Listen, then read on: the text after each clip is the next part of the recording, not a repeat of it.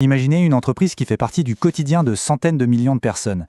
Et pourtant, du jour au lendemain, ses bénéfices s'évaporent comme ça. C'est ce mystère qu'on va tenter de percer ensemble aujourd'hui. Voilà, tout est là. C'est ça le paradoxe au cœur de cette histoire. D'un côté, une base d'utilisateurs absolument colossale, 753 millions de personnes, et de l'autre, un effondrement financier quasi total avec une chute de 98% des bénéfices. La question c'est, comment est-ce possible ? Alors, pour bien comprendre le choc de cet effondrement, il faut d'abord prendre la mesure de ce qu'est l'Empire Mettan, parce que ce n'est pas juste une application, non, c'est un véritable écosystème. On ne parle pas seulement de se faire livrer à manger, loin de là. C'est comme une couche numérique qui recouvre la vie de tous les jours. Un guichet unique pour à peu près n'importe quel service imaginable. Et c'est cette omniprésence, justement, qui a bâti sa puissance. Et si on regarde son cœur de métier, la livraison de repas, là, la domination est quasi absolue. Meituan contrôle près de 70% du marché. C'est une position de quasi-monopole qui, honnêtement, semblait inébranlable. Leur secret, ou du moins un de leurs grands secrets, c'est leur avantage opérationnel, ce qu'on appelle le regroupement des commandes, ou order batching. Grâce à des algorithmes très poussés, un seul livreur peut gérer plusieurs commandes en même temps sur un trajet optimisé.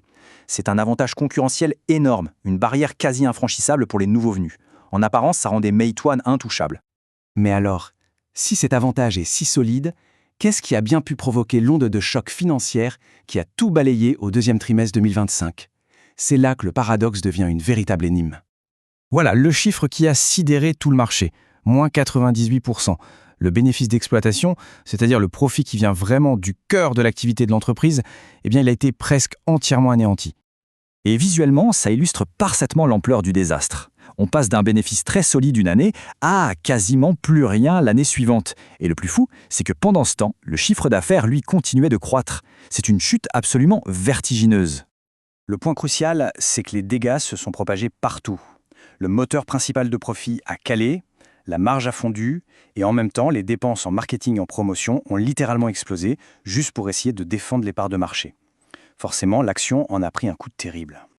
Alors, quelle est la cause de tout ça ? La direction de Meituan a pointé du doigt un seul coupable, une, et je cite, concurrence irrationnelle. Une véritable guerre s'est déclenchée, ce genre de stratégie où l'objectif c'est de conquérir le marché, quel qu'en soit le prix. Et attention, on ne parle pas d'une petite rivalité de cours de récré. Les concurrents ont lancé des attaques frontales, très publiques. Cette citation utilisée par JD.com par exemple, c'est lourd de sens. C'était un avertissement très clair. Dans une lettre ouverte, son rival GD. N'a pas seulement fait la guerre des prix. Non, il a lancé une attaque cinglante sur le terrain social et éthique, en touchant des points vraiment sensibles, exploitation des livreurs, pression sur les commerçants, bref, des accusations très lourdes. Et comme si ça ne suffisait pas, un autre géant, Alibaba, est entré dans la danse. Ils ont débarqué avec un programme de subvention de 50 milliards de yuan. Une somme colossale. Ça a forcé tout le monde à brûler des fortunes pour attirer les clients et les livreurs. C'est devenu une course à fond perdu. Et au milieu de ce champ de bataille commercial, il y a l'élément humain.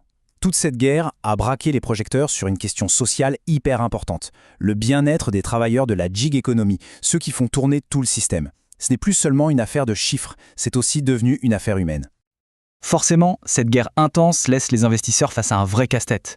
Meituan, c'est un géant blessé ou c'est une opportunité à long terme ? Les avis sont très partagés. Les arguments sont vraiment polarisés. D'un côté, les pessimistes voient une entreprise qui brûle son argent sans savoir quand ça va s'arrêter. De l'autre, les optimistes voient un leader de marché super résilient qui est en train d'investir massivement pour assurer sa domination future. C'est une divergence de vision totale.